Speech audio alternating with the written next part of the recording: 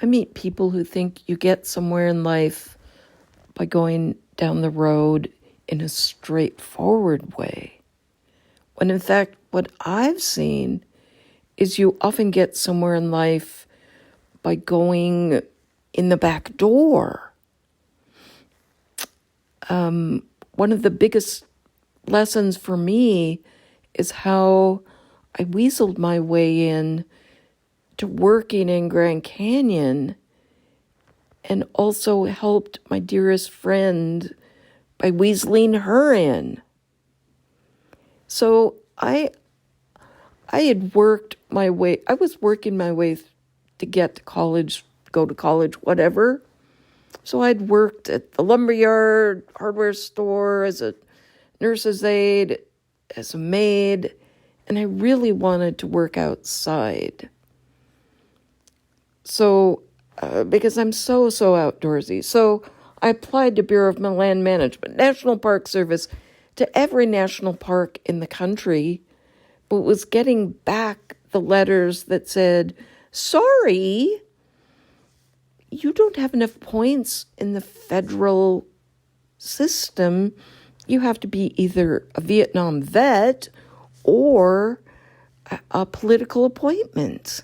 I said, oh, I'm not either. But then I had this great idea. Why don't I ask my senator if they can help? So the secretary at Senator Jackson's office said I would be happy to take your SF-171 application form over and slap it down in front of them over at the Department of Interior and sing your praises. And lo and behold, aha! I was ecstatic when I got a call from Grand Canyon National Park that said, you are hired to be on the maintenance crew. I was the second woman on the maintenance crew. It was an incredible, it was a very fun summer. A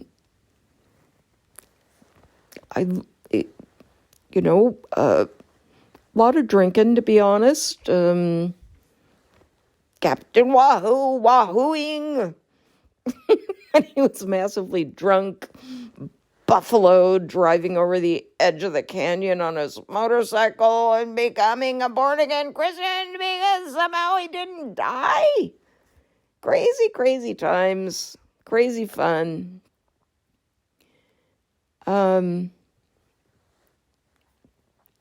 actually worked. A lot of the crew did not. Waste, fraud, and abuse, And so they put me on the West Rim, the most beautiful views, picking up litter and cleaning porta potties and telling everybody that the WPA had dug the canyon and half the people believing me. So, second summer, my dear friend was back home bemoaning the fact that she was working in the kitchen at a hospital where this one woman was cussing and cursing and talking about everybody has a straw up their ass. And my friend Leslie is one of the most positive people you'd meet. She couldn't handle that much negativity. So I had another great idea. How can I get Leslie working here? So I went over to the concessionaires. Won't tell their name because I'm going to say something about them. So I said, do you have any openings here? They said, of course. We need people to wash dishes and make beds and, normal hotel and restaurant things. And but then I talked around and people told me that almost everybody had athlete's foot who lived in their barracks. So, that wasn't going to work.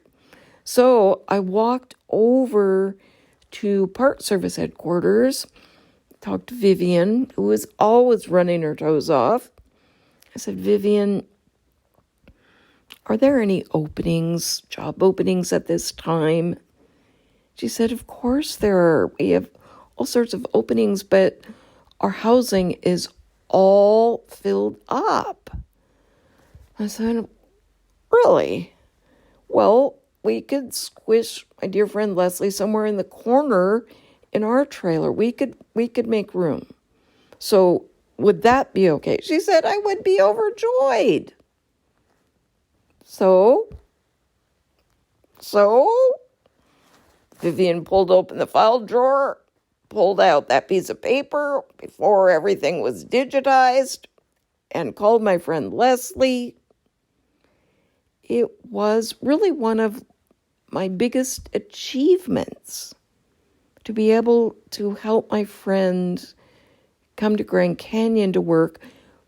We would clean bathrooms together, and it was hilarious to see on one side it says, on the women's side bathroom it says, I love Fred, and has big flowers, and on the men's side it says, I fucked my girl 8 times in one night and had a hefty dick on my balls. We would hoot and holler every time we cleaned that bathroom. So the moral of the story is, if you don't have connections, make them.